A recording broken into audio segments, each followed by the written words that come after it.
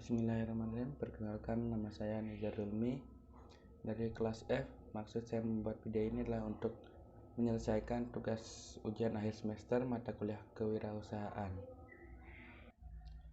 Di sini saya akan menjelaskan tentang briquette sugar. Kelebihan gula briquette yang kami buat dari gula merah lainnya adalah cita rasanya. Walaupun bahan yang sama, tetapi memiliki kelebihan tersendiri dari gula merah biasanya karena proses pembuatan dan orang yang berbeda. Gula merah kami juga lebih terjangkau daripada gula biasanya, tetapi kualitas menjamin kepuasan konsumen.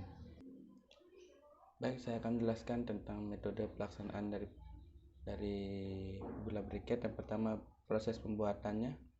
Bahan bakunya adalah nira kelapa. Nira diperoleh dari penyadapan bunga kelapa yang sudah cukup umur. Nira yang digunakan harus mempunyai pH 5,5 sampai dengan 7,0 dan kadar gula reduksi atau glukosa dan fruktosa lebih relatif rendah. Nira segar biasanya mempunyai pH 6,0 sampai dengan 7,0. Bahan-bahan tambahannya yang pertama ada bahan pengawet seperti air kapur, tatal nangka atau kulit manggis yang diisikan ke dalam pongkor penampung nira sebelum pongkor tersebut dipasang di pohon. Tiap pongkor biasanya diisi bahan pengawet sebanyak kira-kira 5 ml. Pengawet lain yang dapat digunakan adalah natrium metabisulfit dengan dosis 0,025 sampai dengan 0,10% atau natrium benzoat dengan dosis 0,05 sampai dengan 0,20%. Yang ketiga, kelapa parut, kemiri atau minyak goreng digunakan untuk menekan buih yang terbentuk atau meluap sewaktu pendedihan. Yang keempat, air untuk mencuci peralatan dan cetakan sebelum dan sesudah digunakan untuk membasahi cetakan sehingga gula kelapa yang cetak nantinya mudah lepas dari cetakannya. Yang tiga, peralatannya. Peralatan yang pertama adalah peralatan penyadap, dapat digunakan pisau sadap atau pongkor bambu. Yang kedua, peralatan proses.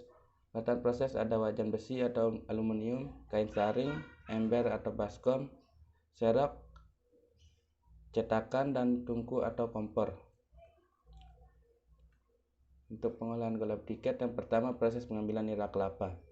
Pohon baru bisa disadap bila telah menghasilkan 3 tandan bunga yang baru membuka dan tandan yang termuda sudah mencapai 20 cm panjangnya. Yang kedua, selanjutnya pada kelapa dalam umumnya sekitar umur 8 tahun dan 4 tahun untuk kelapa hybrid. Mahkota pohon perlu dibersihkan dari semua kotoran, begitu pula alat-alat yang akan digunakan harus dalam keadaan bersih.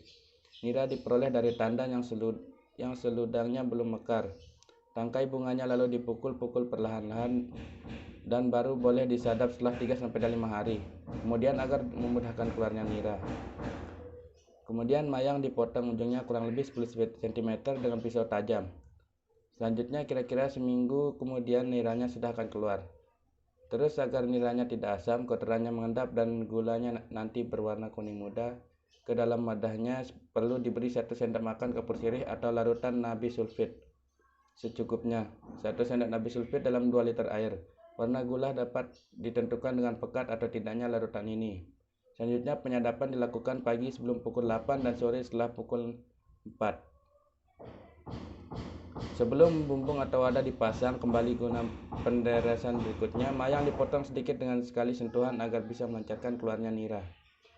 Setiap mayang dapat diambil niranya selama kurang lebih 40 hari pagi dan sore hari.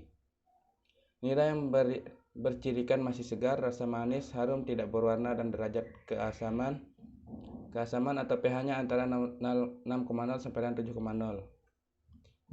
Nira yang jelek pH-nya lebih dari 6,0 dan bila digunakan mutu gulanya akan ikut jelek. Yang kedua, proses pengolahan nira menjadi gula kelapa. Pertama, nira yang telah diperoleh disaring, selanjutnya dimasukkan ke dalam wajan. Yang kedua, nira dimasak dengan panas yang konstan pakai bahan bakar kayu atau sersa atau bahan bakar lainnya. Yang ketiga, lama pemasakan tergantung seludang dibalut dengan tali dari ujung ke bagian pangkalnya agar tidak mekar. Kemudian mayang tersebut dirundukkan perlahan-lahan hingga membentuk sudut 60 derajat dengan garis vertikal dan diikat agar tetap pada posisi tersebut jumlah nira yang dimasak. 15 menit sebelumnya gula masak diberi 1 cc santan, 1 butir kelapa parutan dicampur 1 cc air. Kemudian nira yang telah mengental diaduk cepat dengan arah memutar. Kemudian jika telah mengental dan berwarna kemerahan, dituang dalam cetakan kurang lebih 10 menit kemudian cairannya sudah padat. Berarti proses pembuatannya telah selesai.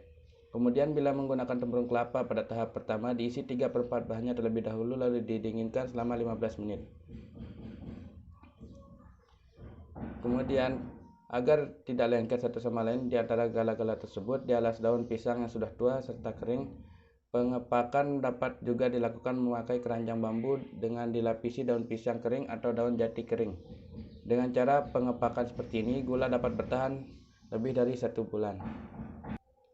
Kemudian mutu dari gula briket. Mutu gula briket dibagi dalam 3 bagian. Yang pertama, mutu super adalah gula kelapa yang keras dan berwarna cerah atau coklat kekuning-kuningan. Yang kedua, mutu A adalah gula kelapa yang keras dan berwarna kecoklat-coklatan. Yang ketiga, mutu B adalah gula kelapa yang agak lembek berwarna coklat hitam-hitaman. Dan untuk pemasarannya, yang pertama sesuai dengan keadaan kita di masa COVID ini, strategi pemasaran yang kami lakukan untuk menjual gula ini adalah yang pertama adalah internet marketing, yang kedua direct selling, terus yang ketiga dari mulut ke mulut.